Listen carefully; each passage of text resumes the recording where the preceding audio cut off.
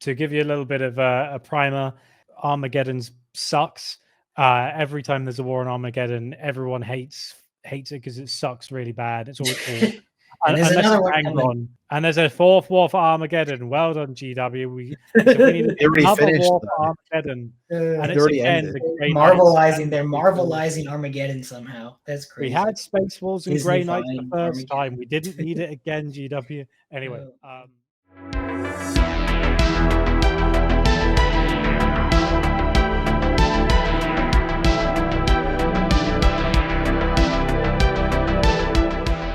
Hello, ladies and gentlemen, boys and girls. It is Lorecrimes. Hello. We should say Mr. Pancreas No Work Colin will be joining us shortly, though. Man is making decisions about his future, and we, as functioning adults, definitely wish him to get us a little bit into that before talking about Warhammer Lore on a Friday evening. But tonight, boys. Tonight, I'm excited. I suggested this one. Thank you all Lore criminals who are here. Again, from people who are new, do join the Discord. We are not funny, but we're still here. I do have two apologies. One, the Discord link is not the custom one because we haven't got enough boosts, but I will see about getting an up-to-date one. And second, I have a hoarse throat because I'm still not 100% so sorry that you have to listen to my voice like this. But yeah, sorry, Hal. No, that's all right. What are we talking about today? Oh, absolute cinema, boys. Absolute god tier moments in Warhammer Lore. I'm so gassed about this one because I'm a huge fan of just the ridiculousness of Warhammer. I'm sure many of the people listening are, but I'm always going to get, I should say, we've all chosen a few moments. Each of us will have three different ones as well, because we've got some absolute god tier ones from 40k and Horus Heresy. I will say as well, some of these, you should go read some of these damn books yourself. They are pretty, again, we're very biased, but some of these Warhammer books are incredible. I'm going to start off with my contribution to the team, shall we say. We'll also describe the context between each part, but I'm going to take us on a nice journey to the Siege of Terra, where all happiness goes to die. Siege of Terra is, again, the end of the Horus Heresy. It's pretty horrible. I mean, I've been reading through it a lot recently. I do a Siege of Terra series on my channel, and man, is it depressing. But it is full of some pretty high cinema moments. But I've chosen one from perhaps the best book in the series, which is from Saturnine. Andy, I think you've read Saturnine, haven't you? And it's pretty damn good. I don't know if Eli has. Colin definitely hasn't. That's mine. No. Although there was the announcement this last week. By the way, folks, we're getting another Horus Heresy book. It's not finished. It'll never be over. Absolute win for Horus Heresy. I'm going to begin with my offering. This is Saturnine. This is kind of halfway through the Siege of Terra. The Lion's Gate spaceport has fallen. Basically, Terra's burning. The skies are pitch black dark except illuminated by fire. And we join Imperial Fist Camber Diaz, who essentially is broken down. I think the context of it, like the Imperial Palace, where this is all happening, it is like a countryside city, and the entire place is just on fire, burning. Traitor legions are going around roaming bands and going crazy. And we join Camber Diaz and some of his Imperial Fists, who are essentially choosing, they've been roaming, gathering just desperate survivor groups, and this is where we join the scene where they stand before the Eternity Gate spaceport, and essentially this scene, I'll let it speak for itself because I've chosen this offering here. It starts with Diaz stood in the name of his Lord Dawn. He brought his shield up. It held firm, absorbing the first impact, demolishing a roaring face. His sword swung, caving a world eater through the chest and a throat. A chain axe struck his shield in a welter of sparks. I'm not going to do crazy voiceover of the entire thing, but essentially, I love this. It's going to get more hype though. He cleaved the face and the shoulder of its owner. He hooked a keening goat thing off its hooves and cast it tumbling into the air, blood sprayed, torn meat splattered, in the name of his Lord Dawn. His shield smashed a world eater aside so hard it broke neck bones. yuck. That I hate that. I hate neck snapping things. It makes me icky. His longsword speared into a howling maw, punching through the back of the skull. It tore free through cheek and ear and mastoid and what even is that word? Occipital bones? Metal fragments sprawled, glittered. A falx tore a chunk of his vambrace. A blade cut his ribs. He took a head off its shoulders and sent it spiraling like a ball. A piece of severed horn bounced off his visor. He broke a world eater's jaw with his shield and rim. He broke he broke a piece of his shield. Typical rim. Hal. Bro. Wow. Wow. Unbelievable. Absolute elder. And gutted him as he staggered aside. He split a head down in the lower teeth in the name of his lord Dawn. And it gets even more and more. He keeps killing and killing, and it goes to Diaz hacked. He carried a charging world eater over his head with his shield, and he cast him off the bridge rail. He impaled. He chopped a darting witch dog through the neck and spine. Blood, black and ichor filmed his plate. He barely noticed the chainsword gash through his right thigh. Diaz kept swinging in the name of his lord Dawn, and it just every time that comes up in the scene, like it just keeps, even in the audiobook, it just keeps building and building. And then I guess Very cool. kind of even towards the end here, it just goes, there was a carpet of bodies, parts of bodies. Diaz ripped his sword through ceramite and meat, split a skull, sliced a throat in the name of his lord. Struck with a captured falx, another falx impaled clean through his torso, the reek of death. Broken chain teeth pinged out like bullets, the stench of blood, the cloud of rage, a frenzy within him that matched the frenzy he thought, in the name of Dawn. And then it kind of gets to the end here, which makes me sad every time. R.I.P. my boy. Diaz struck and struck and struck again in the name of his lord Dawn. Again, more. His longsword snapped. He drove the broken blade into a throat to the hilt. He punched, empty-handed, breaking face bones. He killed a world eater with his shredding shield, wrenching the puring chain blade from the traitor's hands, rotating it, making it his own. He swung, he struck. He made them headless. Diaz drove the squealing chain axe through a world eater's plate, a fountain of gore, thunder, carnage, time rushing, headlong, in the name of his lord. Blood flying, bone snapping, flesh tearing. Diaz thrusting, cutting, gutting, striking, slaying, in the name of his lord. God, sorry. It is slay, Camber. And it's even harder to do justice to that scene. But essentially, the whole point in that scene, like the absolute cinema of it, is the Imperial Fist don't take a single step backwards, and they basically die at this massive gate while the World Eaters are just throwing themselves, like, and they're just completely unheeded by the amount of like plasma and shots going into them. But Mr. Camber Diaz dies standing, in the name of his Lord Dawn. Absolute goated scene in the Siege of Terra. And Mr. Dan Abnett, again, this guy literally cannot miss. It's ridiculous. It's so good. Even Shaban Khan and the other White Scars are like, no backward step. That's pretty good, actually. I'm having that. Yeah, we'll have that for the rest of the siege. Nice one. Thanks, Camber. We are not familiar with the concept. So I might even jump straight into my next one as well, because I think this one is a bit of a again, like I do love Horus Heresy stuff. I'm pretty much like my own channel is like mostly focused around kind of Horus Heresy, because character development is in more than one book, thank God, rather than just single things in 40K's offering. But turning to the 40th millennium, I almost chose Mephiston, but I still think of this scene from the devastation of Baal, following Mr. Dante himself, Mr. High Lord, Chapter Master of the Blood Angels. And the context behind this is basically High Fleet Leviathan, the good old Tyranids, are essentially beelining it for the Blood Angels' homeworld. And it's really funny in the sense, like, it's not like tactically sound for the hive mind to do this, but they're doing it because they realized the Blood Angels are such like a pain in the ass.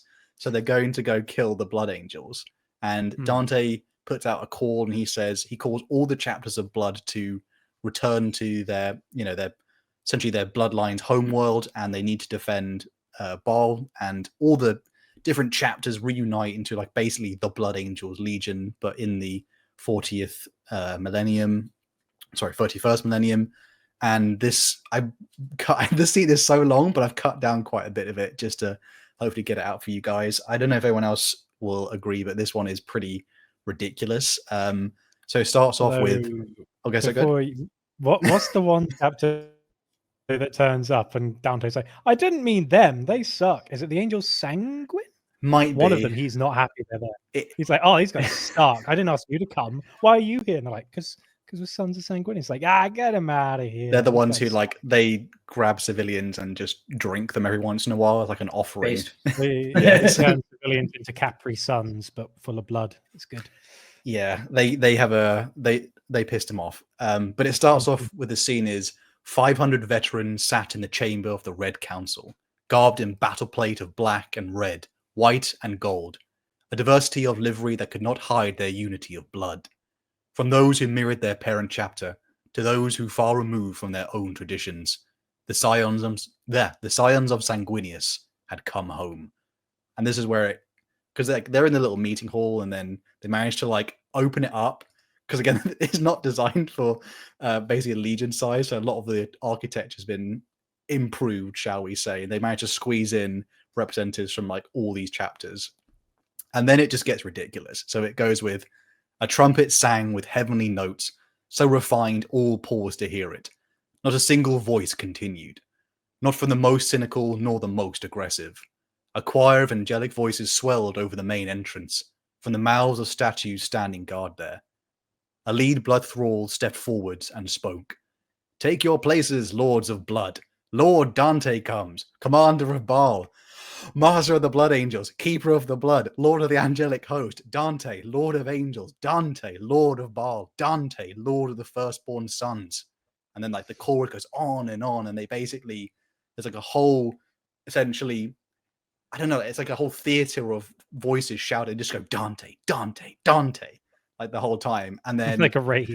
Yeah, like no, but then like everyone else in the room is just like staring, like, oh my god, oh my god, Dante is about to come in. They're getting a bit hype. And then it goes, oh my god, it's the guy. The doors flew open. In strode a procession of the highest and the best the blood angels had to offer. The exalted herald of Sanguinius, leader of the sanguinary guard, brother Seraphim. He led the way. Dante is here. All stand for Commander Dante, he shouted. Though all in the room were already standing. The sanguinary guard strode forward, followed by company captains, ancient dreadnoughts flying pristine banners, senior chapter servants, Mephiston and the librarians, administratum, astropaths, warriors in immaculate and beautiful plate, ancient Horus heresy armor even on display. All the precious relics of Sanguinius were paraded through in a crowd that was caught in bated breath. God, it's such a long one. Sorry, I'm getting through it. Cherubs sang praises. Finally, a golden warrior entered. Dante. His face the mask of their father frozen in righteous anger. And Dante sat upon a lone throne and stared out to the host of blood. So it's pretty hyped there. And then it gets even crazier because everyone's like just not talking at this point. And, the cherubs stop singing. And then he just goes, my brothers. Dante's voice boomed. These artifacts that my warriors and their servants bear date back to the time of Horus's great betrayal of our beloved emperor. These relics here, these suits of armor, these weapons my brothers carry, date to the most terrible war in our history.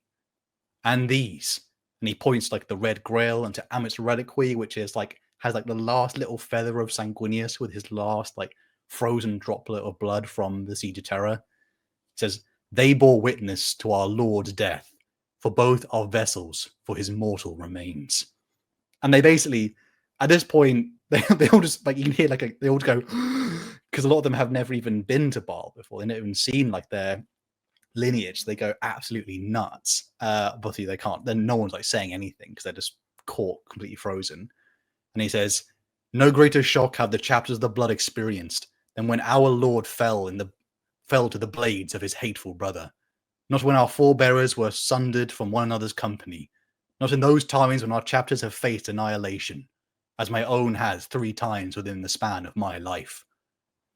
Sanguinius's loss echoes to this day in all of us. It is a pain that is immortal. And then he essentially would go to like, he basically rounds off his like massive triumphs. He's like, I fought Gazkul, I have seen worlds burn, I have seen chapters fall. And he's like, I have seen the ambition of vain men deliver the innocent to the obscene hungers of the endless dark, which, by the way, absolutely goated line. And he's like basically saying the Tyranids are coming. And he goes with, the Tyranid swarms will block out their light. You will marvel at the number of... God, so much. You will marvel at the number of creatures they shall land upon these worlds, and you will doubt it shall ever end. But I tell you this, prevail we shall. And he slams his fist right into like this perfect marble table that's in front of him, and he cracks it. And it's the only thing that cracks the whole tension. And then it says, his red thirst spiked, and it ripples out amongst the brothers in this like wave as like it awakens all of it in them, like goes back and forward because they can sense each other's like hunger. And then basically everyone starts going, Dante, Dante, Dante, Dante, and they all just start roaring Dante as loud as they can. They all start going da da da da da Dante, da da da da Yeah. da Dante. Yeah. And then basically he's like, yeah, they basically like they're absolutely roaring it, and then he like silences them, and he just says, "Enough." He says like, we should now turn to the matter at hand, the destruction of High Fleet Leviathan. Dun dun. Yeah, so basically it's a huge, like ridiculous scene. Again, I've cut out quite a few parts of it there, but because it goes on for quite a while. But essentially, you can just tell it's like the guy Haley, who is the author, he is basically like, how do I make this the most male-coded, like boner-inducing like scene of all time? How can we infuse? Let us retake the Holy Land with just like utter testosterone and like every speech from a movie ever. Just be like, oh, just put it all together. I particularly think it's probably one of the greater scenes in the 40k specific parts in terms of like Space Marine, just because it is, and the way they describe like all the specific things about, you know, the chapter on Baal and how it's all like it's very unique to them, and essentially everyone is like, you know, enraptured by Dante, but he makes sure he doesn't show his face because obviously he's old man Dante and he's like, ooh, cringe, but he makes sure to be like, they see the mark of Sanguinius, and Sanguinius is like blood in like a droplet right on his forehead, and so he even says like they probably think they're staring at Sanguinius in some way. A lot of them like think he's him in some, you know, he's him, literally, I'm him. But well, yeah, I mean, that one is Dante, he's also been in charge of the chapter more than Sanguinius was of the Legion. 1500 years. He's been at it a while. He's got more tenure, to be honest. Crazy. Absolute. I mean, that book is Devastation of Baal is a pretty good book in terms of like it has some ridiculous set pieces, and overall like there's even, I can't do it justice. I would have chosen this one, but like when the Tyranids first land and they basically gathered all the people who were like tribal people on Baal, and they're like, yeah, that's over now, and they all make them like line up on the gun walls, and they're like surrounded by like chaplains, and they're basically like, fight, and the chaplains just don't stop yelling for like a 24-hour period, just like chanting litanies and saying, you know, die, you know, kill the emperor, you know, and basically all the poor Baalite people, I think even said like the ones who would have run, they already purged them. So the ones who were at the wall are just like, they're screaming, and then all like the Tyranids like are stuck in like a weird. Do you remember Thirstwater, Andy? If you read the book, which has it's like the little sludge that looks like water on Baal, but it's actually an alien. It's actually like a weird alien thing. So it looks like water, but if you try and drink it, it basically like sucks all the moisture out of you. And they dig them all up, and they make like a trench line out of them. So the Tyranids start falling into it, and they basically just melt and get devoured. But then the Tyranids go, we're Tyranids, boys. So they start sending in more and more to the point where they actually like they almost fill it up, and they can start walking on the Tyranid corpses.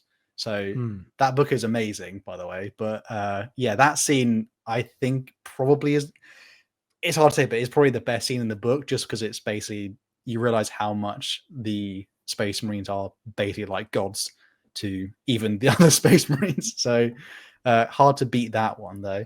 And Should we to be do fair, some? Okay, so there's also like not every, but most of the assembled successors of an entire Primogenitor chapter. Like, oh, that doesn't happen very often, and they're all here, and it's the oldest living Space Marine. And oh, this is a lot to take in. Blimey, Gabriel Seth is smiling. What's happening with that guy? I don't know.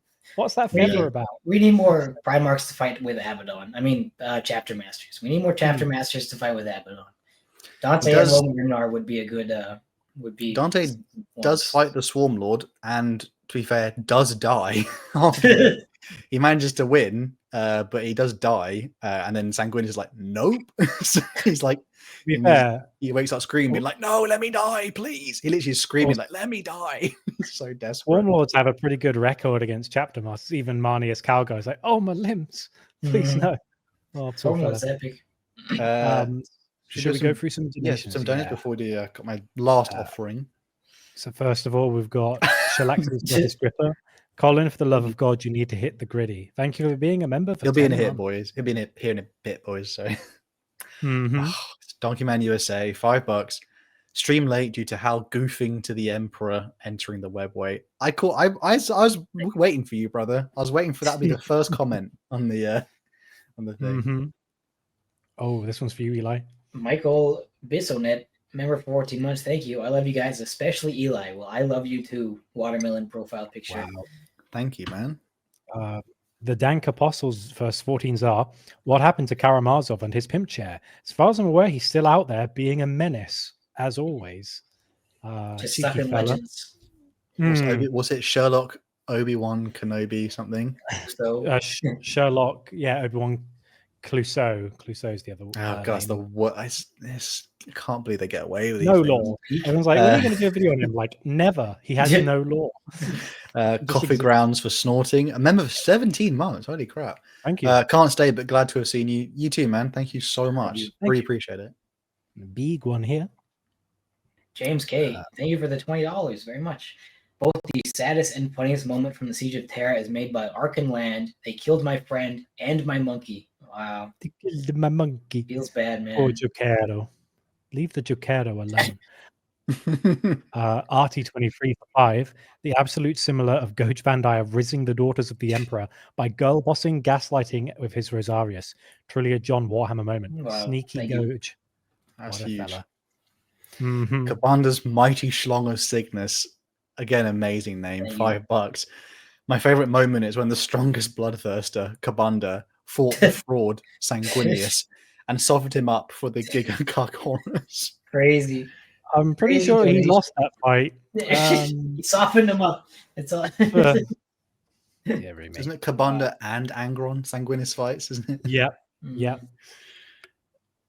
Oh, last laughter. Thank you for the $5. Age is saying I'm ditching Emperor's Children for the Necrons. Wow. Well, that's conflicting for you. Two of my favorite factions. Necrons are the best.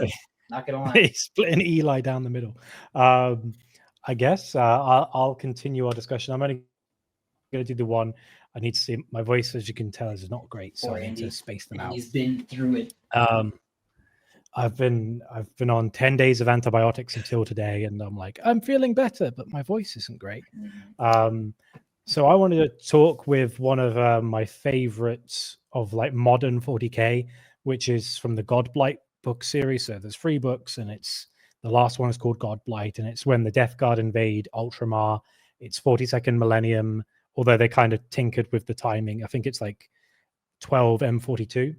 So the Battle of Ajax, Guilliman is attacked by Mortarion. There's a Primarch duel, and he's infected with this God Blight, which has been concocted by the greater demons of Nurgle.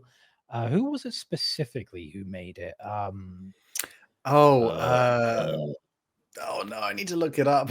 It's been a while for me. With a U? Because the trouble with Nurgle demons, one who's really, really jolly. They're all jolly. That's the problem. They're all jolly. Is it like a main character one? Guy. Starts with an R, doesn't he? I have a video. It's not Populous, but I know who he is. I just can't. We know who he is. One of those fellas. Vargas, is that his name? So I don't know if it's Rotigus. It's someone. I think it's more of a what I would call a frilly name. Kugath. It might be Kugath. Raging King. Yes, that was it. Kugath played with the branch and everything. Yeah. So he concocts a specific poison specifically designed to kill a Primarch, and it works. Guilliman gets killed by it. Unfortunately for the traitors, loyalists have this super cheat code called Dad possess me daddy. So the Emperor possesses Guilliman's body, and in the process he basically possesses Guilliman's body, and not only is it like so bright that Mortarian's a little bitch and he has to shield his eyes and go, daddy, no, daddy, please. He also fires a shot of light directly into Nurgle's garden, setting a large portion of it on fire, which is quite amazing. So I've only got a little bit of the quote because, again, I can't say it very well and I can't say it for very long, but I'll say it the best I can. So, hear me, Guilliman's voice boomed through eternities. The sword blazed higher until the fire of it threatened to burn out time. I am Rebute Guilliman, last loyal son of the Emperor of Terra. It is not your destiny to end today, God of Plague, but know that I am coming for you, and I will find you, and you will burn. He gripped the sword of the Emperor two-handed and raised it high. Rising waves of fire ripped into the garden. From the great manse, a cry of rage sounded as a wall of flame hotter than a million suns devoured everything in its path, finally breaking and receding within yards of the black walls of Nurgle's house. Its infinite halls shook, mossy tiles fell from the roof, sodden timbers steamed. This is a warning. The warp and the materium were once in balance. For too long you have tipped the scales. Understand that it is not only the warp that is capable of pushing back. This is not your realm. Only will is real, and none may outmatch my will. Be assured, Lord of Plagues, and convey this message to your brothers, that I do not speak for myself. I speak for the Emperor of mankind. Then he was falling forever, until his knee hit the ground, and he woke into reality once more. Guilliman opened his eyes. He was kneeling on the ground of Ajax. The sword of the Emperor was buried point down in the cracked earth. Its fires had turned everything around him to glass. Burnt-out suits of armor lay around him. Only he was untouched. Mortarion was nowhere to be seen. Screw that guy. Screw Mortarion. That's pretty bitch. Awesome. That is quite awesome. It's the really the crazy. I think there's one like crazy line in it, which is like when Guilliman is possessed by the Emperor. It says like he can see through eternities or something. Like that basically it shows you for a split second what the Emperor can see. And it basically almost like he can see everything at once. And then I think I did a video with a Plague Imperium, and the Emperor's voice part is always just like, I think because you can hear it like alongside Guilliman, so you know the Emperor. It's like not just Guilliman saying it; it is like essentially the Emperor through Guilliman. And yeah, I do love the fact like basically when it's happening, like Guilliman is like dying because he's been poisoned, and then Mortarion just goes, what is that? And he like turns around slightly because they can feel something coming in through the warp, and it's not Nurgle. So they're basically like, what is that? Man, what is that guy's key? What's that pressure? Like, why do I hear boss music? Yeah, and I did do that excerpt on my second Rebute Guilliman video, and I had fun with like the Emperor's kind of booming voice in the background, and it's very monotone until he says there is only my will, and there's like a flicker of like anger and emotion, and then it's got Guilliman's overlaid on the top. I had a good fun making that one, and it's always stuck with me because like when I started to get back into Warhammer Lore, that book was like just about out and it was just complete, so I managed to get through the whole trilogy. I was like, oh, this was really good. Oh, I like where they're going with like Guilliman's back in the setting. And it's only a shame that Guilliman got a trilogy and the Lions only got one. It's like, come on, come on, we need more, please. I can't believe Andy didn't choose. I can't believe he didn't choose a White Scars moment, but I chose it. I chose a Khan moment, so just for you, Andy. Okay, I thought it would be too predictable. I've got you covered. Do you want to share it, Eli? You ready? Yeah, all right. So I have chosen when the Khan fights Mortarion, and we can just jump in halfway through the fight. Otherwise, it'll take like 15 minutes. But the Khan and his white scars. Oh my gosh, it's been a while since I've read this. It's in Warhawk. They just landed to fight the Death Guard and Mortarion. This is on what is the actual location called? Lionsgate Spaceport. Lionsgate. Yeah, the spaceport. Before this, Jaghatai Khan throws a Leviathan Dreadnought across like an entire Gulf thing, which is very awesome. That was going to be my moment, but I figured that killing Mortarion is a little bit cooler. So let's kill him again. It's fun. At this point, they fought for a bit, and the Khan's having a hard time. Let's read it. He should have been dead. It should have been over a long time ago, with Jaghatai nothing more than a smear of torn skin and armor fragments on the floor. And yet, impossibly, he was still alive, still fighting back. His arms must both have been broken, his fused ribcage cracked into ribbons, his sword notched and blunted, and still he came back again and again. It was becoming almost painful to watch, the Primarch of the Fifth on his knees again after being smashed halfway across the open landing stage, struggling to get back up. The blood trailing from every armor seal was so profuse that you wondered how much more of it there could still be inside of him. Entire sections of his ivory plate hung loosely on sinew-like straps, flapping as he staggered around. And through it all, he kept talking. He kept up the torrent of petty jibes and slights. Even when Mortarion ranged blows at his dented helm, smacked him deep into the broken-up rockcrete, the barbs kept on coming. Sometimes acid, sometimes brutal, sometimes merely juvenile. Mortarion, you're actually saying this, said the Warhawk. You smell, you stupid. This is probably just like the juvenile bits. I don't know who's talking this. Oh my gosh, we're gonna pretend this is what Mortarion's saying. Just take the damned mask off. I want to see your expression when I kill you. Your stench is worse than at Ulanor, and it was putrefying then. And the one that cut deep for all of its obviousness. I should have taken on the Legion Master. I should have fought Typhon. It was childish. It was beneath them both. Mortarion was beyond angry by then, and had progressed into a kind of contemptuous wariness. Greater things beckoned. This petty brawl should not have mattered.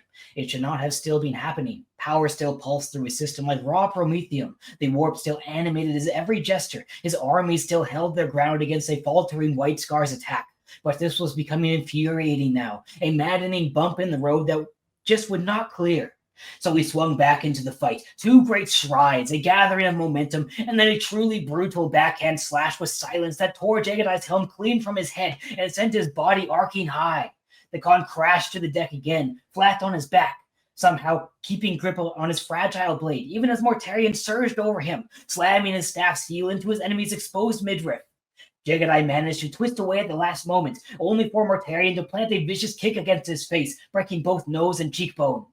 Half blind and groggy, Jaghatai lashed out with his blade, connecting with silence and wrenching it from Mortarion's grip. Letting the staff clatter away, Mortarion drops down sharply, piling in wildly with his gauntlets, slamming in punches at the Khan's throat, at his chest, at his ruined face.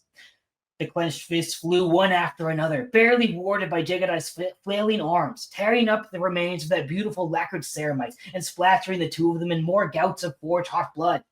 The Khan never stopped fighting back.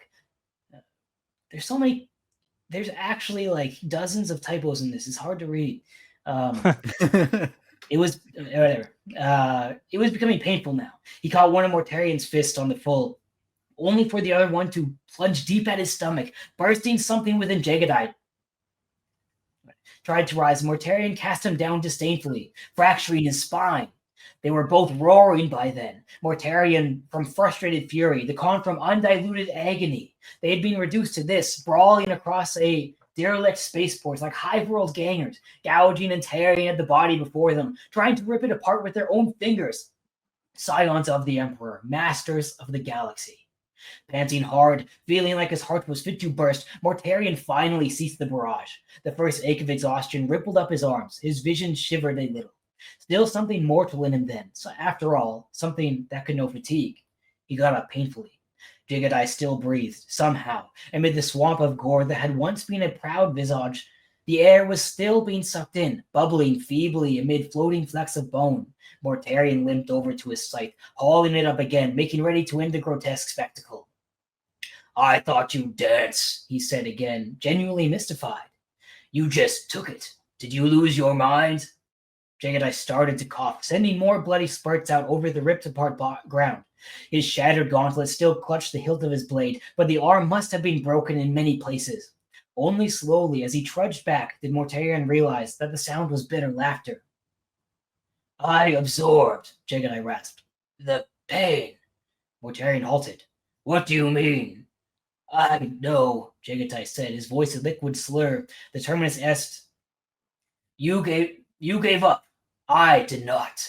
And then he grinned, his split lips, his flayed cheeks, his lone-seeing eye twisted into genuine spiteful pleasure.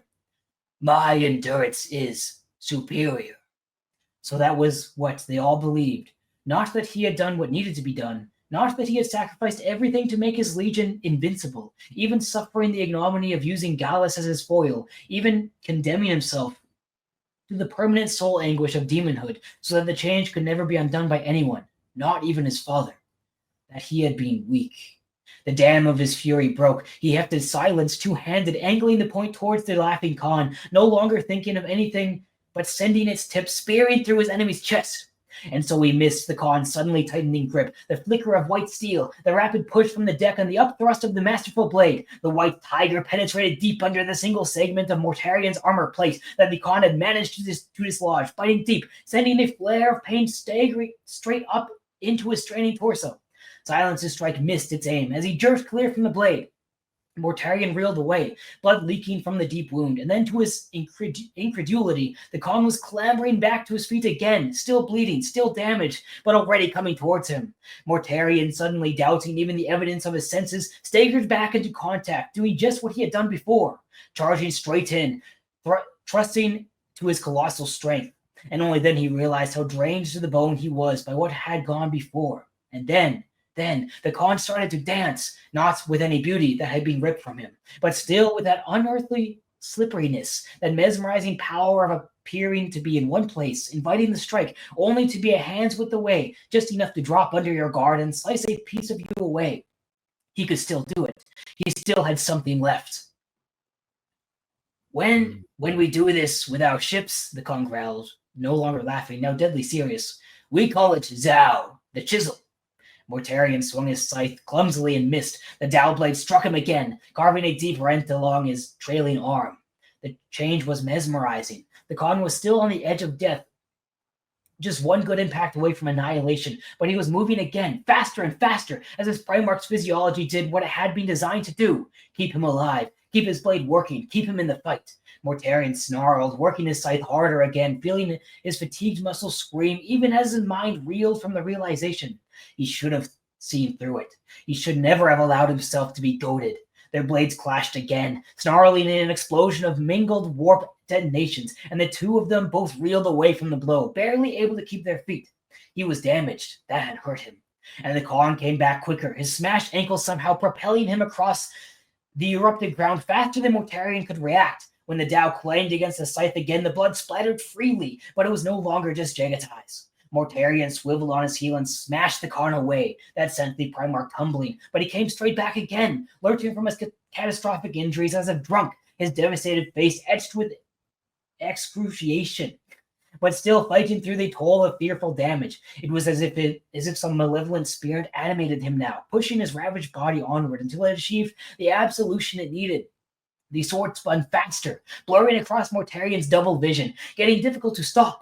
The two of them traded earth-breaking blows, tearing one of their priceless battle plate from its plate, smashing files, rupturing cables, severing chain links. Their cloaks were ripped to shreds. They're finally destroyed. Their raw sleeves explode in blood-mottled canvases of skin-stripped muscle. Their pretension scoured back to the primal truth that they were savage weapons, the numbered blades of an unwilling god. Mortarion was still the greater of them. He was still the stronger, the more steeped in preternatural gifts, but now all that he felt was doubt, rocked by the remorseless fury of one who had never been anything more than flighty, self-regarding, and unreliable.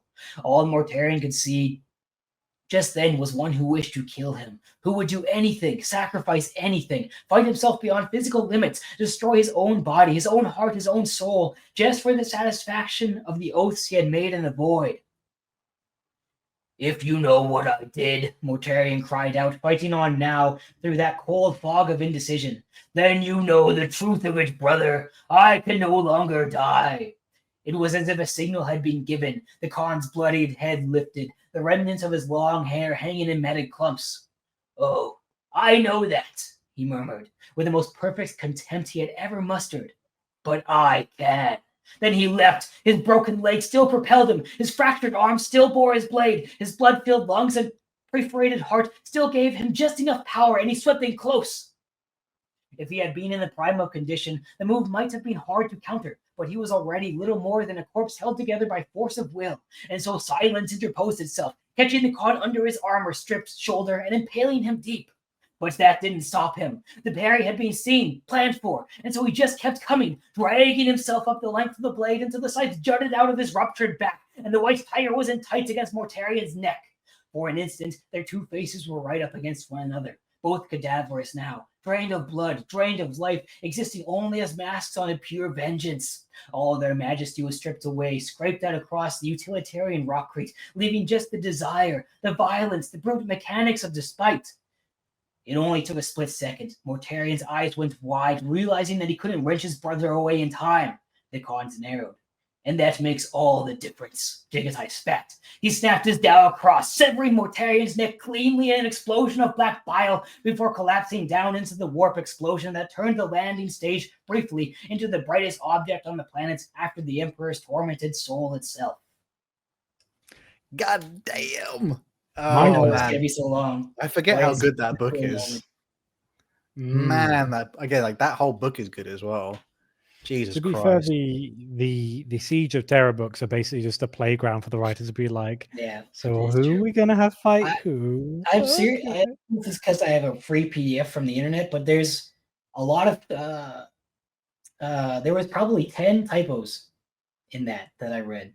I don't know if that happens in the actual products or these guys just find incomplete versions, but well, my dyslexic ass probably won't notice it, but I still think in that book there's like a crazy like line part where they do mention how basically when they're setting up the White Scars like this to retake the Lionsgate spaceport, they essentially allow some of their own men to be captured by the traitors, to be interrogated and then killed, so that they can have the deception go off that the traitors don't think that this attack is coming, which again is like a huge sacrifice to be like, yeah, well, sacrifice. It's a horrible ending because obviously if they give you to, chaos worshippers, I'm sure it's basically a horrible death sentence. But yeah, man, that book does rock so hard though. I can't, if people do, cool. The Siege of Terra does have some mid books, but to be fair, quite a lot of them are like, again, some of the best in the Heresy series, just because if you let the writers have a go and cook something, although I wish they had coordinated some parts more, because Jaghatai Khan gets impaled by the scythe silence and then drags himself down it, and the same thing happens to Nathaniel Garrow as well of the death guy. I guess they didn't know that they were going to do that. So Jaghatai gets tended to a little bit by Malkador, doesn't he? He comes back in on a stretcher, and he's a bit like they bring him back on like a tank. I'm pretty, they put him on a Lehman Russ, I'm pretty sure, and bring him home. And then he's just fine. I don't think they ever explained how he's fine, but Malcolm visits him, and then he's not in the fine. He's basically unconscious. In the new art as well, he's still got that eye patch on where he's like had his eye injured. So I'm like, I wonder if they'll retcon him to be like, oh, he's only got one eye now. That'd be interesting. Well, I say retcon, but we don't really know what he's like in the code stuff. So that could and then he could have a fight with Magnus, and it'd be called the Battle of the Cyclopses. That was the second time he fought Mortarion to viewers. I don't really remember what happens on Prospero. I read that, but Mortarion runs away because he's a little bish. Yeah. Okay. My other two moments are really short. Don't worry. Should we do donos for the next one? I was going to say, yeah. Let's go through some donations. Staff Sasquatch for $4.99. How do you think the setting would be if the Traitor and Loyalist Legions were reversed? Oh, you're talking about the what's it called? The Dornian Heresy, basically. The fan homebrew Yeah, stuff. that's a classic. I think it would still result in the same stuff because they would still just become slaves to chaos at the end of the day. If there was no chaos corruption on either side, Horus's side would have won a million times over.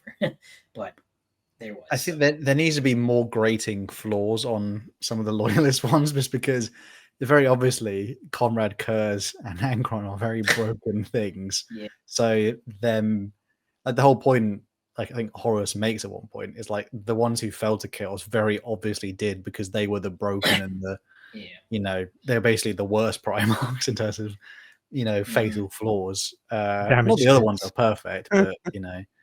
Loyalist Emperor's children would have gone pretty hard though.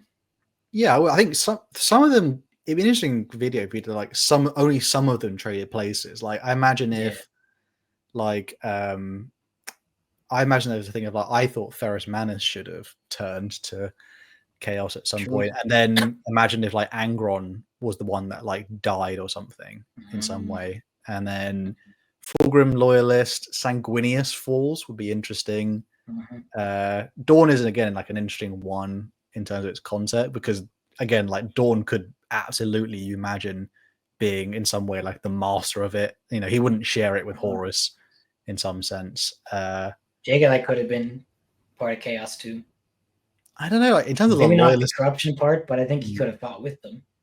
Maybe the Death Guard one, I could see a thing of like, as in Mortarion doesn't fall. He's not like, again, like a good person, but maybe he's just like, you know what? Maybe he just goes, you know what? Maybe I hate Psychus more. Powers. Yeah, maybe I hate that more than the rest of yeah. I think more an interesting one would be Mortarion, quote unquote loyalist is a cool concept.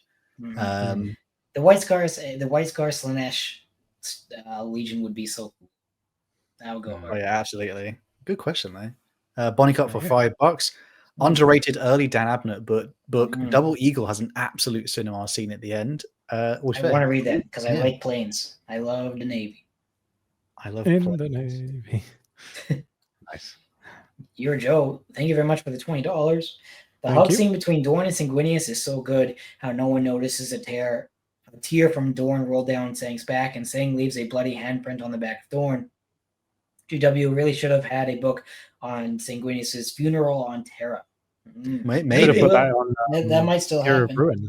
We're still getting Horus Heresy books for Pete's sake. So I know. I mean, to be honest, maybe the first one is like, maybe the first one is like, hey, it's a funeral of Sanguinius and all the Primarchs there, and they're all just glaring at Guilliman like, "What took you so long?" It's like I was getting there. What is the S-Band book even going to be from the point of view of? Is it just going to be? It's like, going to be the POV of some like Black Shields or something. I think you already have like 4 of those. I know, but it's going to be a Salamander, an Iron Hand, and a Raven Guard dying at Isfahan 5 probably.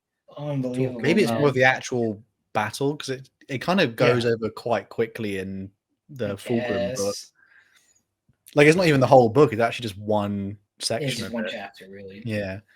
Donkeyman USA. My peak cinema moment is the Emperor entering the webway, and in the sunless realm, the sun rose at last. That is probably should have been one of our suggestions. We've there's a lot of peak cinema moments. It's hard to choose just 3, honestly. William Knight for $4.99 got in a car accident while listening to the pod. Sorry, bro. I was not at fault, but my car was at home. Oh, sorry to hear that, William. Oh, sorry, man. You're doing okay. Everyone give William some love. Yeah, give William some love. Jesus. I'll say we're not that good. Tybros the colorblind wake. Thank you, man. Hashtag such as the power of Nagash, and then why won't she come back? Gee. Wow. Oh, man. Angry Homunculus for 2. I'm visiting my sister in Birmingham. Send help. Oh, that is funny. Man. I laughed immediately. Oh dear. Oh my god. Do you want to say something like that? Yeah, Rayleigh. Thank you for the 10. Damn, I'm late. The peakest of fiction is when Harlequins killed those custodians and pissed off a lot of people. Yes, sir. Comment LRW. I will explode out of excitement if there's ever a large Corsair release. Me too. Yeah. Those custodians. There is that new even if they retconned it, I don't care. It's a compromise, but there is the new Mike Brooks book that's coming out. That's an Eldor Corsair book, so we'll see if that's any good. He's decent. And He's pretty good. Maple. Maple's great quote. Got Maple's scaffolder. 2 Canadian guys. Andy isn't gay. He just hates aliens. Yeah, it's a Space King reference if ever I saw one. Hate monger. Isn't hate monger gay? No, Mom. He just hates aliens. Very good. Very good. Also, women are basically aliens to us, as we know. So here in the Warhammer community. Well, speak for yourself. You're married. I bet. Although, if you'd like, because I know earlier, Eli, you mentioned about more people should fight Abaddon. I've got a little bit here to talk about. One of my favorite parts is Sigismund versus Abaddon from the Black Legion book, which is the second of the unfinished trilogy. Yeah, it feels like it's never going to be finished, even though everyone really likes it. Yeah, it's it like had nothing good. And for some reason, GW, I think it's also like written, if I'm not mistaken, but they won't let Aaron release it for some reason. You'll get another Farsight book, and you'll like it. I assume like in those things where like it's the reason why the third Beckwin book hasn't come out, because it supposedly moves the ongoing plot line forward or something, and therefore when the models aren't ready, the plot line is not ready. So like for some reason they said like the third Beckwin book supposedly is they said they don't want to release it because they don't want to confuse new people coming to the setting, which is interesting because it was like, how would you confuse new people if there's a King in Yellow plot line? Which means what's going on with are they doing that for the TV shows? Like, is that because they don't want to confuse, like people are going to watch Eisenhorn book and then be like, what the hell's this King on Yellow thing? Like, they're not there yet, but. And not being funny, GW, you had a book where Fulgrim came back as a clone. If that doesn't confuse the audience, I don't know what was. Honestly. Oh, is he back? Is he not? He's only in these books. He's now in a vault somewhere. What's happening?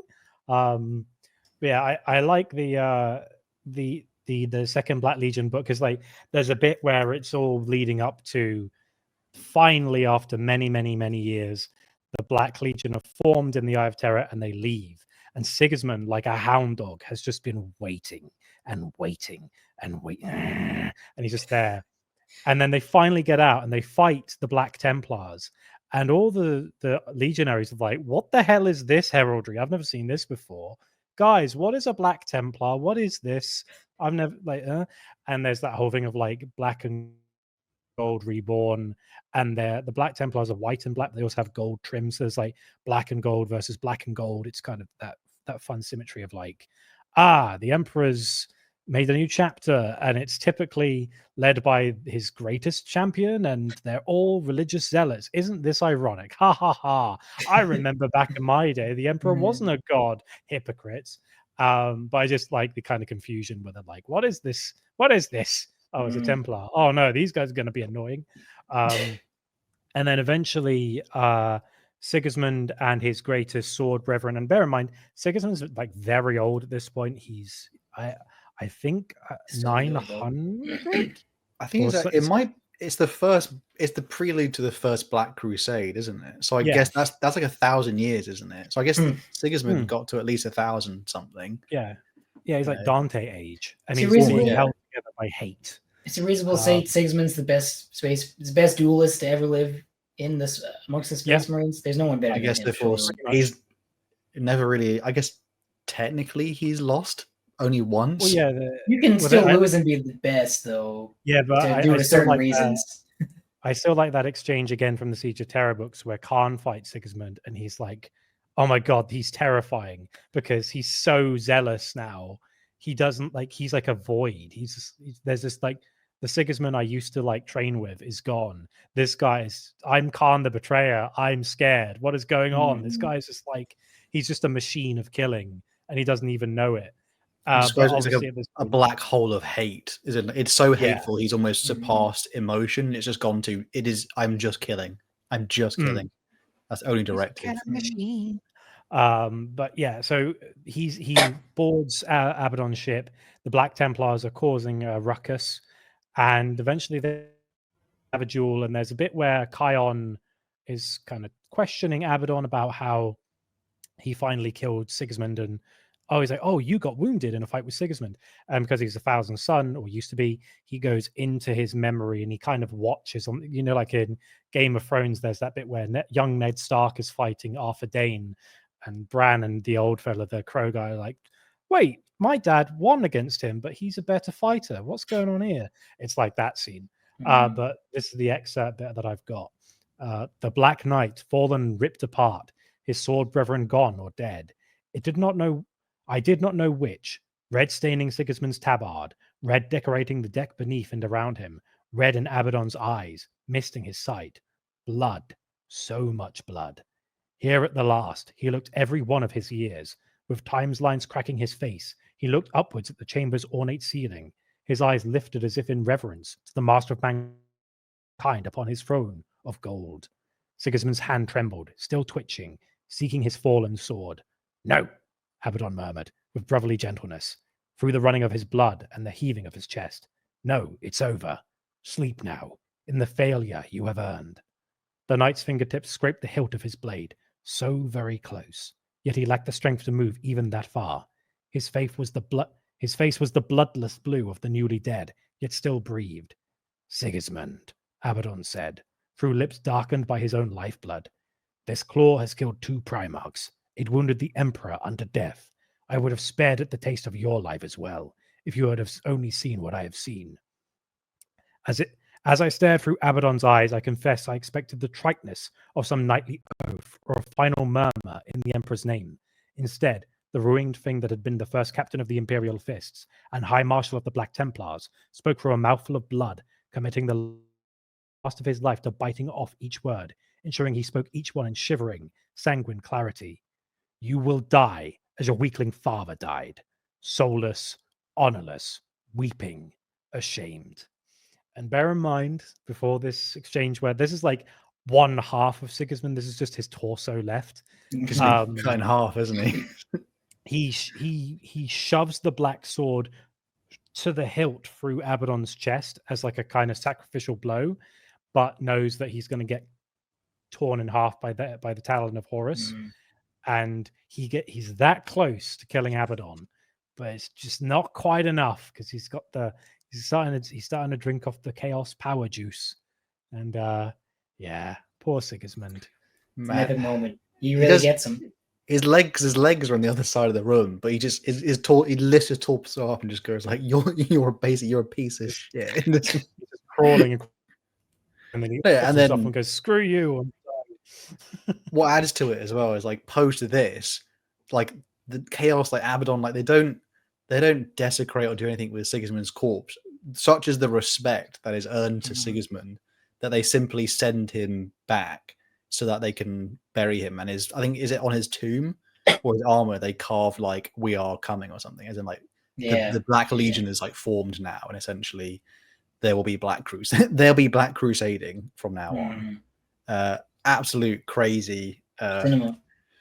I mean, absolute. Yeah. I think it's a good end to Sigismund. I got one more, and then Eli, do you have a couple? Is it like two small ones? 2 more. Yeah, 2 small ones. If it's fine, I've got one. This is a 40k specific one. Obviously we talked a lot about like Primarchs and Space Marines. There is no Space Marines in this moment. I'm going to bring everyone here to the humble human in the grimdark future. This is from the book Pyres of Armageddon, which is following Mr. Sebastian Yarrick. But this is not Sebastian Yarrick's scene at this point. But the context is Gazkul has landed. Mr. Big Boy in his massive war. But this whole book, by the way, is absolute cinema. It's massive what? It's like Pyres of Armageddon is an insane book to read. Like, just I recommend anyone go get it. Like, it is generally pretty. It might be one of the best ones out there. And again, like this enormous war has landed on Armageddon. Entire hive cities, which again, just to let everyone know, like shove all our capital cities together in our world, and then that's one hive cities. Multiple hive cities have fallen to orcs. They even had to blow. They pumped Promethium through like the water tanks and blew up one just to like get one section of the orcs. This is next hive, which is falling, and we follow a sister of battle called Sethano, who she was part of the order called the Piercing Thorn, which is then it was declared heretical, and she had to like purge her order. So she basically wears like the grey of like she has no order, but she is still part of the Sisters of Battle. She's a veteran. She's been around 100 wars, but she helps Yarrick in some of his earlier lore. She's rushed off to the next hive city, and they essentially have been shoving waves of the civilians and soldiers at the orcs in this city to try and hold them as long as possible to buy other time for the different hive cities. Like, it's going to fall. When Sethano comes up with a brilliant idea, she rushes off and she goes to what is an island in the middle of a lake in this one of the hive cities, because it is a prison. She rushes to the prison and she begins this grand speech about, essentially, it starts off with saying, she basically shouts to like these hundreds of thousands of prisoners. It's like the prison of Armageddon. She just goes, "You are the damned, but even the damned have their use. The Emperor calls, and you will answer. The orcs walk upon Armageddon with impurity, and you will rise against them. You will take up arms, and you will follow me into battle. You will seek redemption in the faithful death, and this is already more than you deserve." So that's how she starts, and basically all the prisoners just go, "Oh," So, but quite a few of them are like she starts chucking out like chants, and she again, like with like the thing on Baal, she never stops, and to the point where she whips up all these people into a frenzy. And where the prison is, it has like an actuator lift that can lift up only like a few thousand at a time. So the prison on repeat starts lifting up waves of humans, prisoners who have no weapons. And they basically they blocked off lots of the streets in this hive city, and there's an orc war like charging in the middle of it, and they basically go, "This is the main high street, go." And it starts off with this the scene. That's how the scene starts, and this is where we join from the perspective of like a prisoner whose name is Strybolt, who basically is like whipped up into like a furious religious frenzy from her words. And it starts with, "Some of the prisoners broke and tried to run. So did a large number of refugees.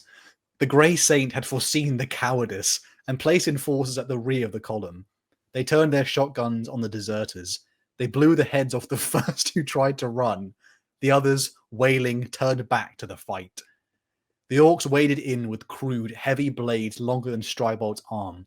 The tanks opened up with their turret guns and cannons. Their huge, articulated claws swung through the masses of combatants. Orcs and humans both fell. The greenskins, with their armor heavy enough to save them, laughed at the enormousness of the massacre. Strybolt howled to drown out the mockery. The bullets were thudding into the bodies ahead of him, and he found himself in the midst of a confusion of orcs and humans. There was no order, only the cauldron of struggle. He stabbed and slashed with his bayonet. He opened up one orc's throat, then jammed the blade through another orc's ribs. It struck in the bones. The brute wailed but did not fall, and it raised its own weapon. Strybolt leapt at the orc. Sailing over the brute's cleaver swing, it snapped at him with its jaws, tearing a chunk of flesh from his right calf. He swung himself around its neck and jabbed his thumbs into its eyes. The orc shrieked. It waved the cleaver blindly, trying to slice him from his perch. He dropped down and rammed his shoulder into the orc's legs. It fell and was trampled. I should also point out, by the way, the waves of human prisoners slamming into the waves of orcs just doesn't stop. Like, it's to the point where like the orcs have not stopped until this point. It's the only time, and when I mean like they threw the, like, remember, it's a hive city, like a capital upon a capital upon a capital. There's like hundreds of millions of people here. They keep throwing waves and waves of people to the point in which it's the only time the orc advance actually stays still for a moment, and it keeps going. A stream of blood, like an industrial-sized blunderbuss, but the ammunition is people. It is, and again, all the while, Sethano is chanting across it like hymns and prayers to the Emperor, which is driving people into like basically their fury finally like matches the orcs, and they're just civilians. They just keep picking up guns and like weapons like that are just left from all the slaughter. He's got the whole world in his. Keep marching. He got the whole. That's too positive, to be honest. But Strybort, a stream of blood splashed against the side of Strybort's face as he snatched up the orc's cleaver from its broken fingers. He turned. An orc with arms like tree branches had ripped the head off of an inmate with his bare hands. It grinned through the fountain of vitae. It brought its huge shotgun to bear. Strybort dropped low. The shot blew apart 2 inmates. Strybort lunged through their falling bodies. It took all of his strength to wield the cleaver, and he brought it down on the orc's wrist. He cut most of the way through the limb. The hand dangled. Startled, the Strybort was part of a wave. The prisoners pressed against the orcs and held them. The tanks were immobilized by the crush, the meat clogging their treads. There was no room to turn, and their cannons. The cannon fire stopped as orc foot soldiers jumped aboard to beat down these gunners with indiscriminate aim. Strybort had a glimpse of Sethano atop one of the tanks. She was a gunner down with her power sword and threw a grenade inside the turret. The melee obscured her from his sight in the next second, but he heard the explosion. He jumped onto the shoulders of another orc and brought the cleaver down on its head, bashing at the beast's helmet. On both sides, for thousands of meters in either direction, the street convulsed with struggling bodies. More orcs were arriving to combat the still more prisoners. In this corner of High Volcanus, the orcs had ceased to advance, and the orc threw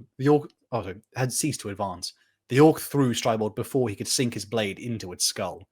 He flew through the air and came down on another orc, and was spraying a cluster of prisoners with flaming promethium.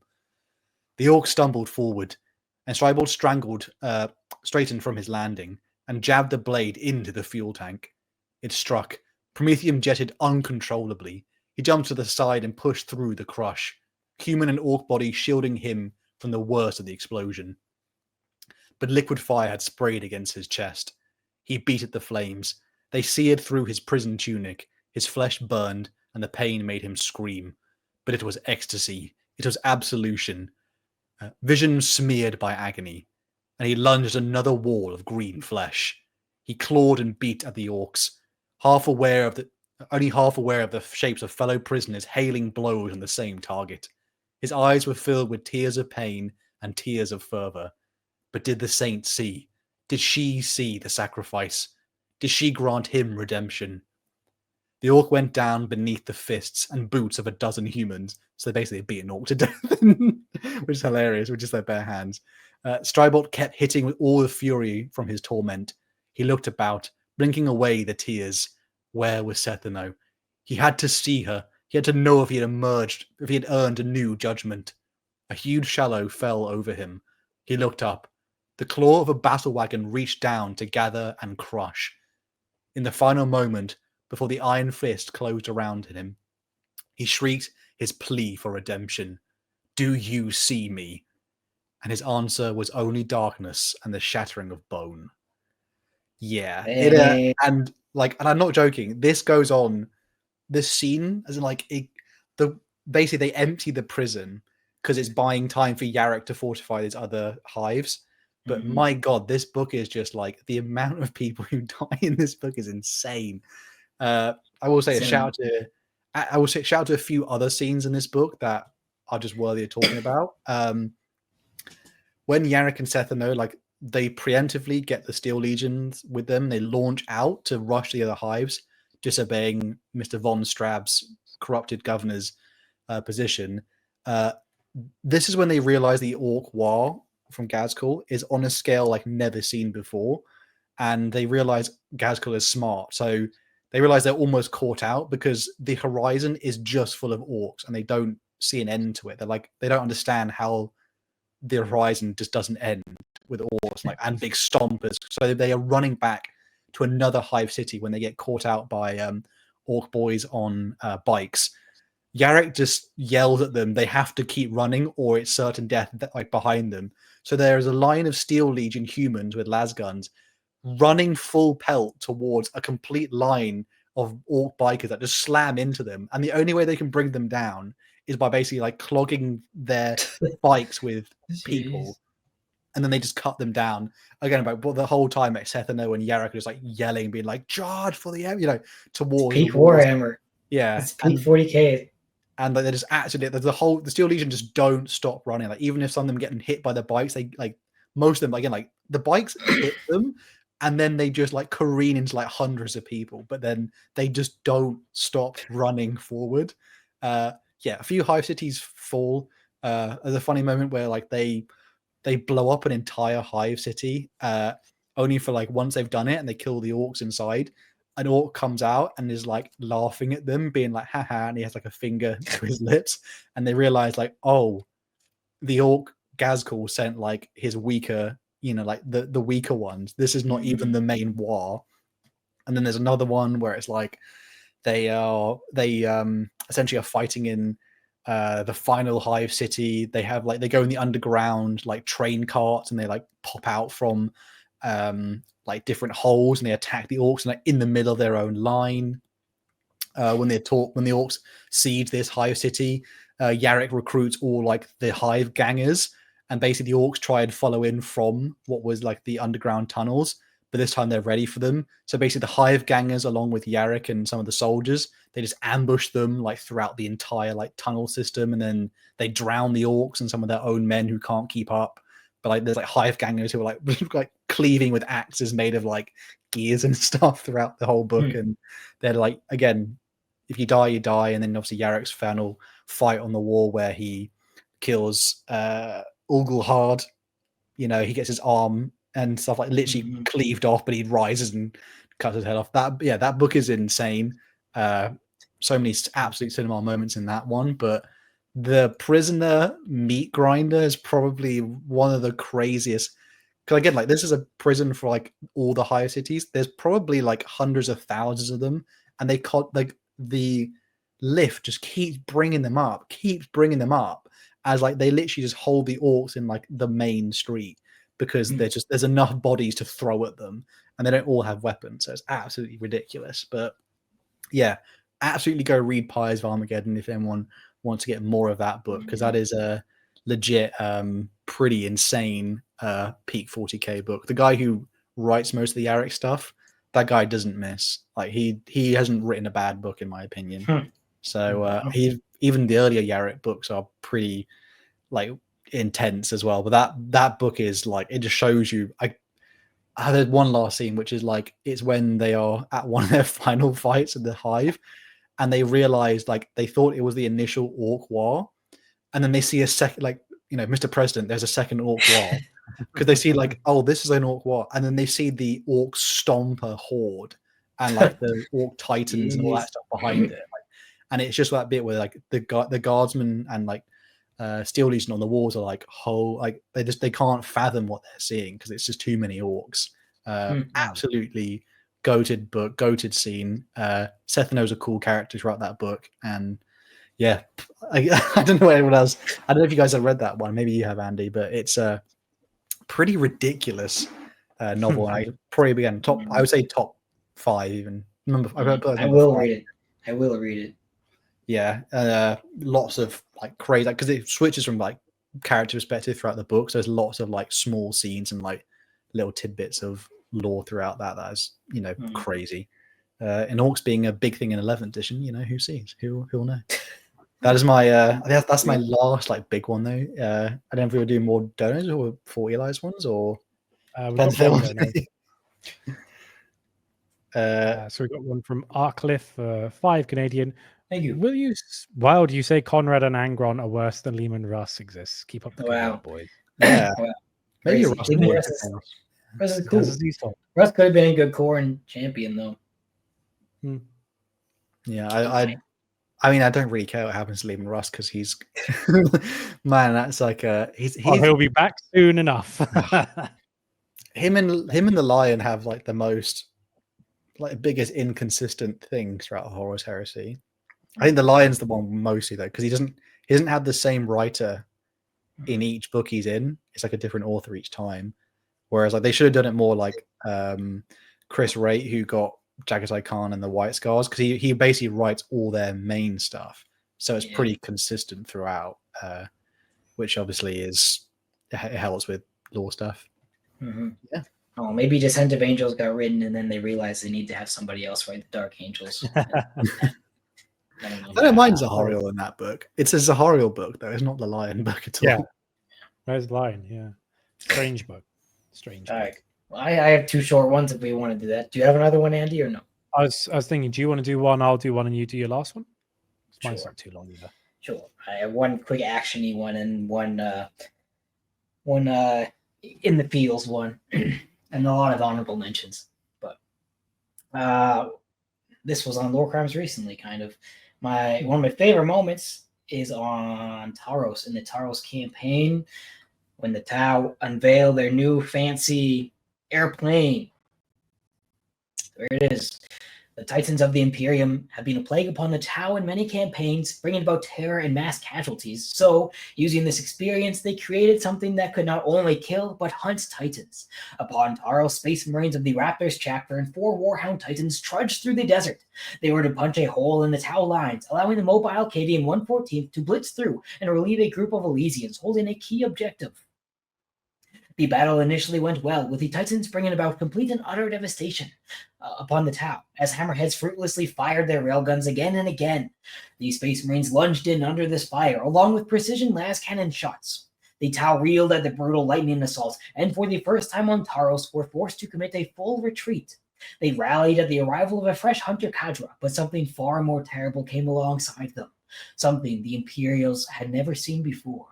The Tiger Shark AX-10 came in fast, skimming the desert so low that it kicked up a dust cloud before climbing and launching its attack. Missiles rippled from its wings that pounded against the war-hounded Ventus Primaris, causing its void shields to flare bright, then cut out. In a gut-wrenching moment, the fighter let loose death. 2 hypersonic shots flared from twin heavy railguns and rammed through the warhound's chest. The thickest armor on the planet exploded and rained molten shrapnel across the desert. The battlefield held its breath as Imperial and Tau alike watched. The god machine stumbled and fell. The invincible, untouchable marvel of the Imperium was thought to be safe from all but a Manta's full brunt of fire, but this had been proven wrong in a horrible and terrible moment. High Princeps Drene and the entire crew of Adventus Primaris lay dead in their colossal coffin. The Tau had a new tactical weapon capable of bringing down the mightiest of war machines and the greatest assets the Imperials had on Taros. Tau stay goated.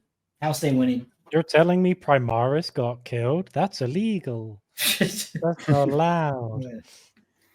I think with we'll save honorable mentions towards the end though. Do you have what's your next one, Andy? My next one is Grimaldus's last stand with his squad. Oh, in the fields. Yeah. So to give you a little bit of a primer, Armageddon sucks. Every time there's a war in Armageddon, everyone hates it because it sucks really bad. It's always cool. And there's another one coming. And there's a 4th war for Armageddon. Well done, GW. We need another war for Armageddon. And it's again they're marvelizing Armageddon somehow. That's crazy. We had Space Wolves and Grey Knights the first time. We didn't need it again, GW. Anyway, so Squad Grimaldus. We've got Artarian, his standard bearer. Priamus, the last Emperor's champion of the Hell's Reach Crusade. We've got Apothecary Nerevar. We've got Surefire Bastalan. We've got the last stand of the Steel Legion and the Sisters of Battle under Prioress Sindel. Long story short, they all hold up in the cathedral where the Prioress has allowed them to make their final stand.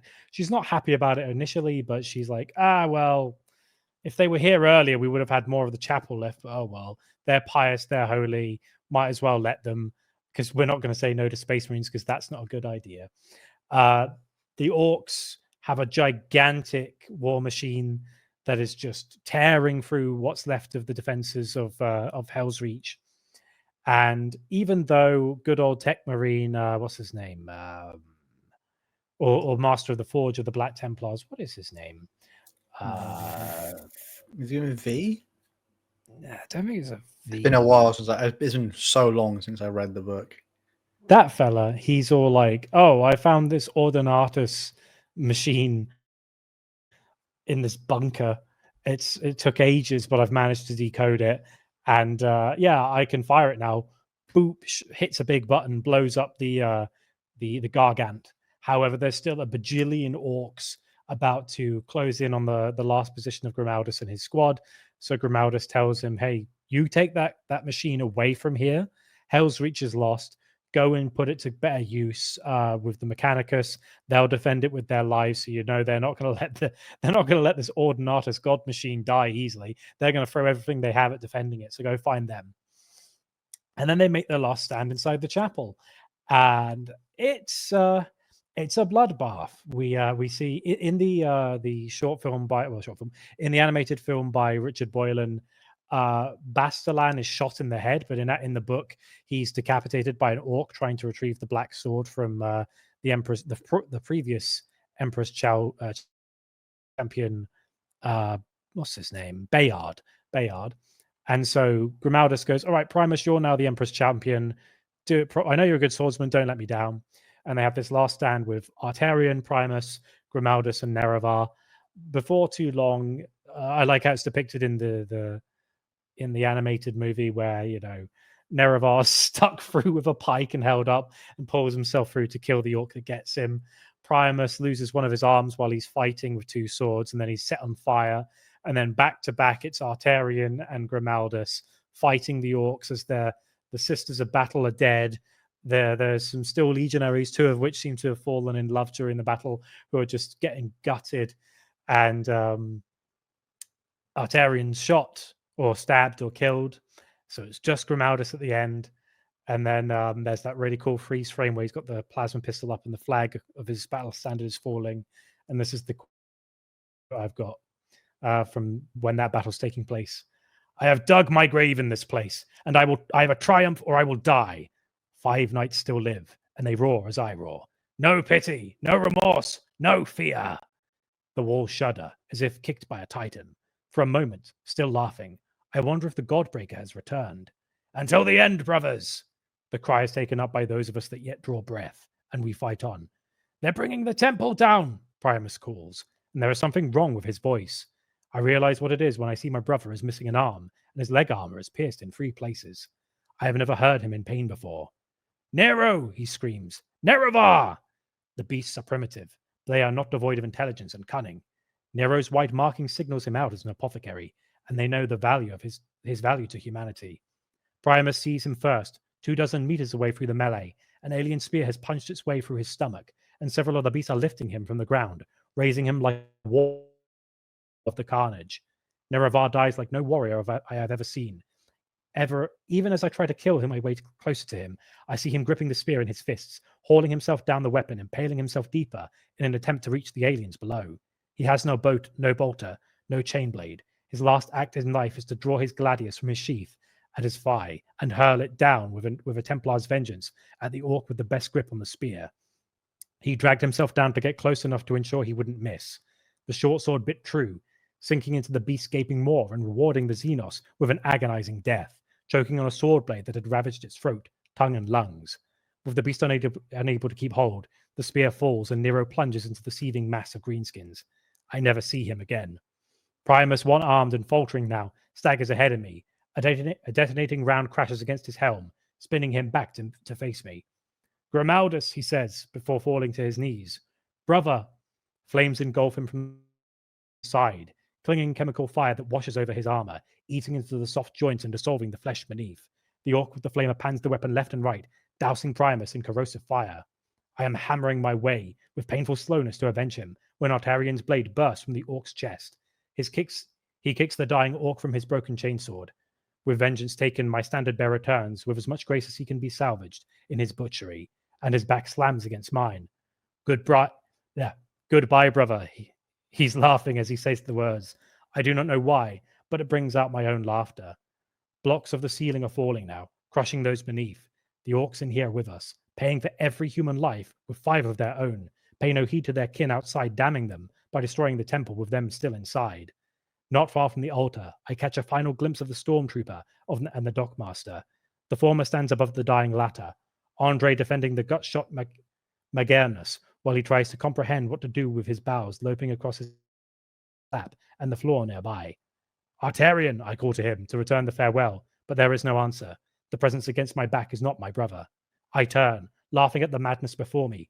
Artarian is dead at my feet, headless, defiled. The enemy drive me to my knees, but even this is no more than a bad joke. They are doomed, as surely as I am. I am laughing when the temple finally comes falling down. Butchered it in a couple of moments, but yeah, I think that's a good point. My God. I still remember the last part of it, which is "Forgive me, brothers," as Mr. Grimaldus is the only one alive. Says, "Forgive me, brothers. Forgive me for living while you all lie cold and still." Damn, it's so like tough, that one, because it properly is just like, man, poor Grimaldus. I feel so bad for Grimaldus. Hero of Hell's Reach, the crowd cheers, as if there is only one. Another good quote from that book. I like that book. God, it's a good book. Man. It's a good book. Hell's And Reach it's great animated film. Damn, Hell's Reach is so like that's the one, like especially in the animation one, that could bring a tear. Bringing a tear to a brother's eye. That one is super sad. But man, again, like people, they need to read that one because it's pretty good.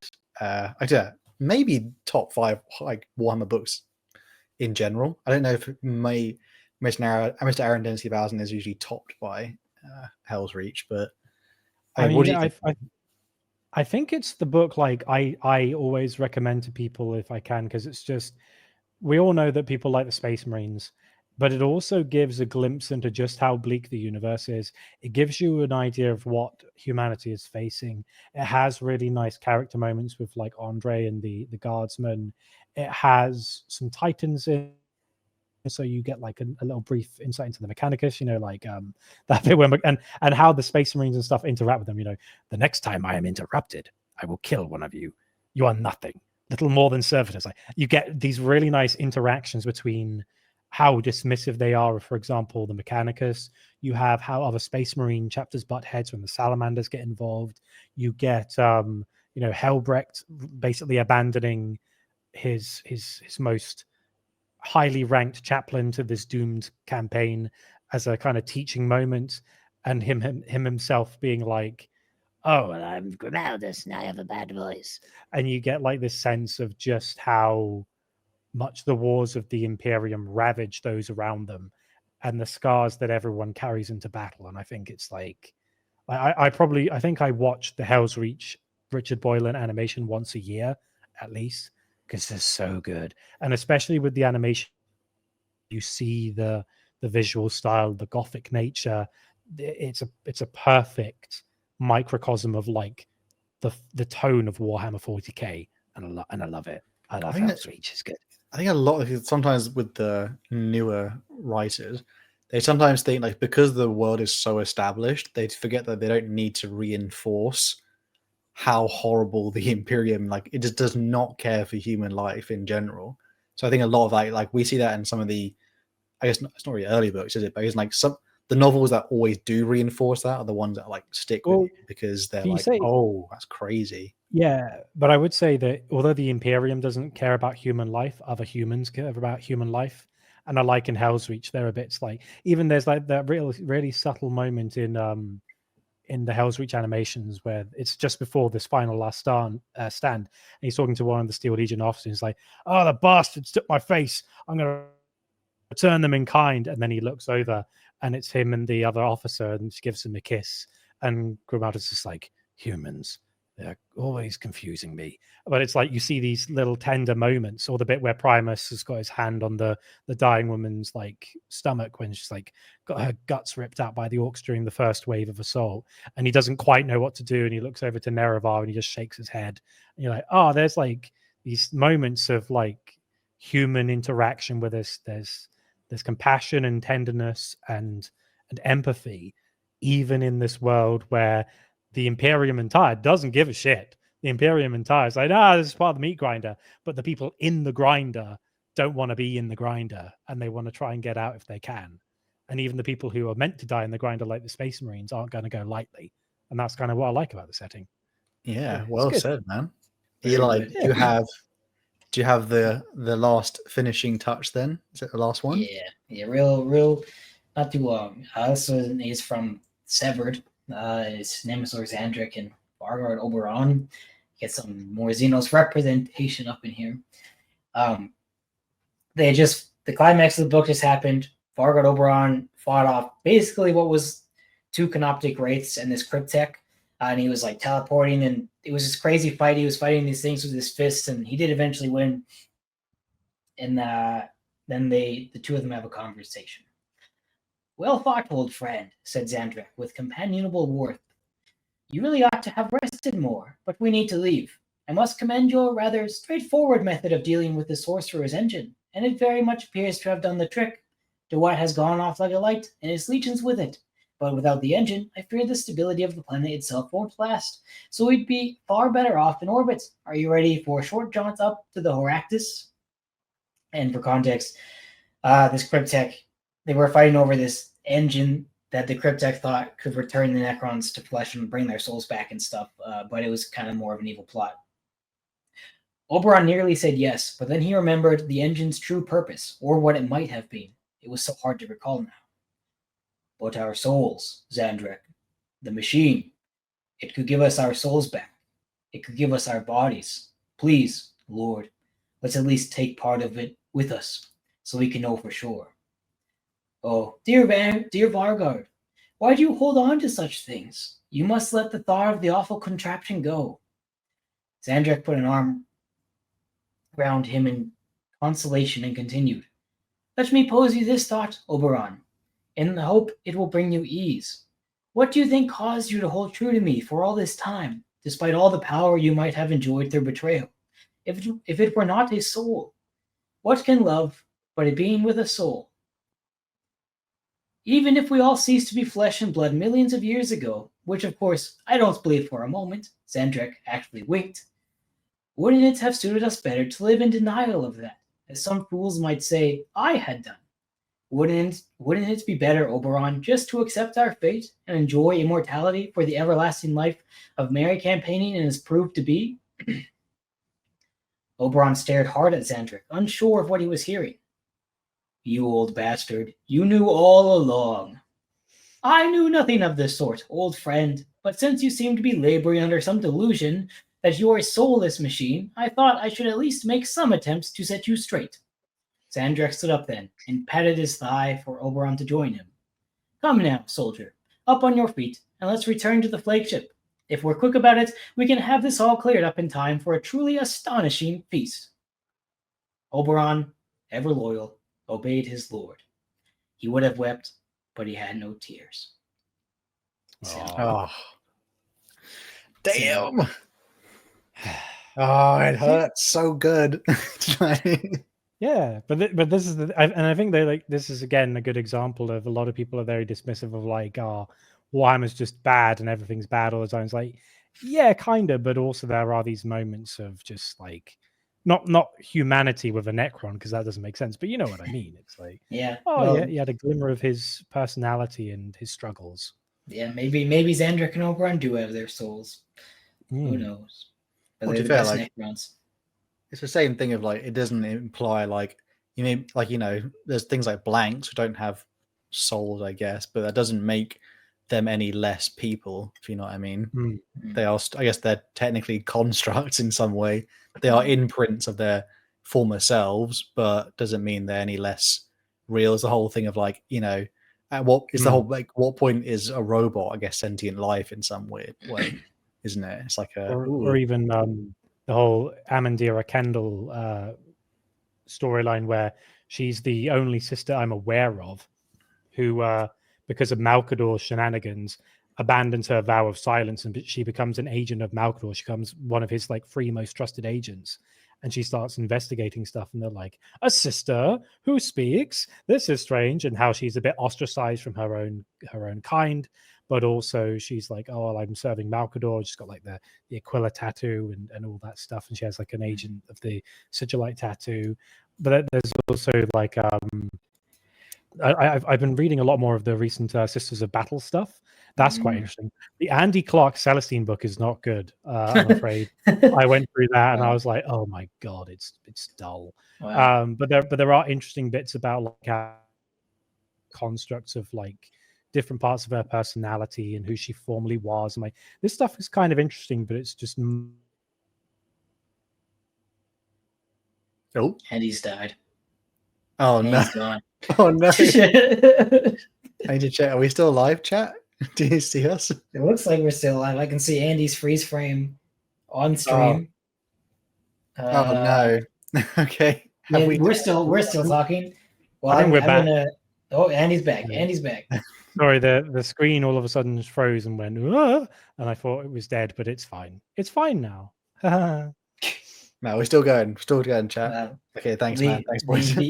The OG Sisters of Battles books are goated. Faith and Fire, that series. Hammer and Bolter, that stuff. James Swallow, I believe, who did the Blood Angels. I've recently read Faith and Fire. One of my honorable mentions is Faith and Fire. There's a lot of cool Sisters moments in that. And the climax of the book's really cool too. Yeah, Warhammer. I like things like this because this reminds you like how cool Warhammer is. Like it is pretty.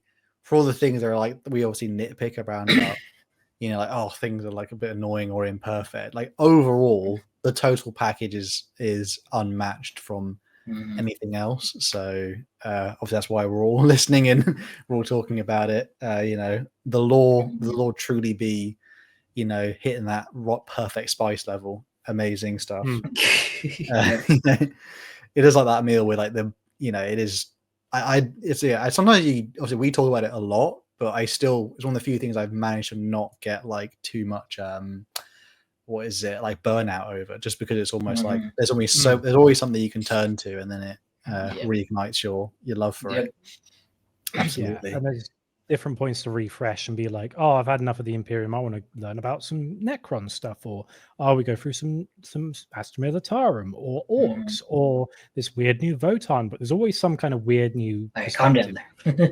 All right, calm down. We'll go into the Warhammer crime stuff or the Inquisition books that like no one's read. Yeah. I was going to say, it's funny that Colin's on the thumbnail. I don't think he's going to make it. Yeah. Oh, no. It's all right. Do you guys have some honorable mentions you want to mention? I mean, I'll just say I was going to say the Siege of Terra in general. Just it can be quite a lot. I wouldn't recommend reading them one after the other necessarily that quickly, but as an overall thing, it's got quite a lot of like, it's just basically full of like cinema moments with a grander picture that is kind of unmatched. It does need to, I would say it is a lot and it could be trimmed down in places, but again, like as a collective whole, what an incredible what an incredible thing to manage to put to the page as like a total package. I've got one coming out of left field for you. I really enjoy going through Warzone Fenris, and nice. I like the bit when it's the last bit, the last act of Magnus trying to take Fenris for himself, and it's Logan Grimnar going at him, and he's got Iron Wolf, Jarl Iron Wolf. What's his name? The Iron Wolf character that's a Jarl that's now dead. And they've now had to update his great company in the recent codex to a new one. And that's why I got the art commission where it's he's charging up the hill and obliterated by Magnus. And then he hits him with the axe of Mordecai. And because it's a Khornate axe, it actually manages to hit him. And then Khorne is pissing himself. And there's like this point where you all across Fenris, everyone just hears Khorne laughing. You're like, oh no! And it's like, yeah, that was quite dope when and the art of him just like jumping with the axe of Mordecai and splitting Magnus down the center. That's kind of cool. Poor Magnus, man. He never gets a win. Should we do some donos and then we have the question of the week stuff? Yeah, I was going to say, yeah. So we've got 4 more donos. First one really with the fantastic Voingod PFP. Hard to pick one moment, Infinite and the Divine up there, the whole book, especially the theater coup. Also, Dante. Dante is a solid choice. Dante. Love that book. Great book. The lore criminals aren't gay, but €2 is €2. Wow. Well, that's really clever because he linked it with his actual donation. That's clever. If your forehead got bigger, I'd pop it like a balloon. Wow. Thanks, brother. Thanks, man. We're really showing our heart today in that. Yeah. Amazing. Pancreas, the silliest clown, missing Pancreas no work today. Thank you for the $5. Garrow finding the strength to defeat the Lord of Flies on the surface of the moon is such a cinema moment of sheer determination. That's true. That is a cool moment. Ooh, it was almost on my list, but then I changed it. But yeah, it's great. Great book as well. Nomius Chomsky. I don't know how Andy, you want to read? Oh, hey boys, hope you're all doing well, especially you, Andy. One of the best absolute cinema moments is definitely Bobby G waking up. Peak. Yeah. Oh, €5. He awakens and his face is just like pissed, and he just charges into the Black Legion. And then the Black Legion collectively shat their pants. Yeah. So, and then the giant started sprinting faster than they could ever move. So, damn. All right. We have question of the week stuff. For that, I'm going to mention my honorable mentions. I have Dyna's Chain, the Lucifer Black versus Altharius when he wounds the Space Marine / Primarch. Every time Fulgrim and Ferris fight is cinema, even the first time they fight, and like the bonds of brotherhood and friendship almost overcome Fulgrim's demon. I didn't want to read them though because I'd cry. Some of the monoliths is absolute cinema. Demet, I think is his name. The books Dead Men Walking and Desert Raider, all the Imperial Guard sacrifices are cinema. And again, I couldn't read them because I'd cry. In Dead Men Walking, there's this scene where this like 16-year-old kid or 19-year-old, whatever, has to drive a car all by himself into this giant pillar full of Necrons. Very good. And Faith and Fire, which I said already. Faith and Fire is cool. But question of the week, last week it was #God.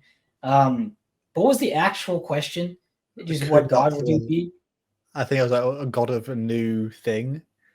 I honestly don't remember, boys. Yeah, because all these answers are a little bit all over. I think it was making a new god, wasn't it? A new god of something. Yeah, it was like if there was a new god of not chaos, but a god of Warhammer, what would you be? Okay, well, we have at the Benzu. This is not answer the actual question, I guess. But the Emperor could return if a Kroot eats him and gains his power. I just liked that. I thought that was funny. Reverse Pepe, I'll steal Hal's idea and become the god of therapy. That way I can do the most damage to 40k and probably IRL as possible. Wow, that's toxic. That is toxic. Mine of Pine and Twine. Funny name. At my apotheosis, I would bite off old Nurgly Gurgly's domains over lethargy and peace of mind, like a squelching galactic pustule burger. I have become sleepy, the gore to bed. The snore is thine prayer. Any vaguely comfortable horizontal surface is mine altar. God of sleepy, I guess. Wow. And, God of using that. And shout out to Mike Loves Magnus, Dust, Eli's bed. What? Crazy name. Shake out. I'd be the god of mediocrity, bad jokes, and losing. I've run some calculations. I've made it the flip up. And my win to lose rate is around 1-69. Basically, call in when he's playing Fortnite, but a little better. I'd be classified as mid because while I'm generally liked IRL, I have life crazy, I know. Not IRL. I can't tell if I'm Frodo or Gollum.